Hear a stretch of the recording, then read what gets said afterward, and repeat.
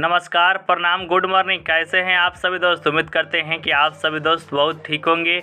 आप सभी दोस्तों को ईद उल फितर यानी कि ईद की आप सभी दोस्तों को बहुत बहुत शुभकामनाएं। जितने भी इस चैनल पर खेसारी लाल यादव को चाहने वाले हैं उन सभी दोस्तों को खेसारी लाल यादव के द्वारा ईद पर एक बहुत ही प्यारा सॉन्ग रिलीज़ किया गया। कहने का मतलब है कि ईद का तोहफा दिया गया है global trending star Khesari Lal Yadav ji के द्वारा, जिस गाने का नाम है खेले सुपर जायंट्स लखनऊ। जी हाँ दोस्तों, खेले सुपर जायंट्स लखनऊ। इस गाने के माध्यम से खेसारी लाल यादव ने आप सभी दोस्तों को ईद का तोहफा दिया है। तो आइए जानते हैं इस गाने के बारे में, जिसका नाम है खेले सुपर जायंट्स लखनऊ। सिंगर है खेसारी लाल यादव। जो एक्ट्रेस की बात की जाए शिल्पी राघवानी, नेहा सिंह, खुशी और तान्या जी है।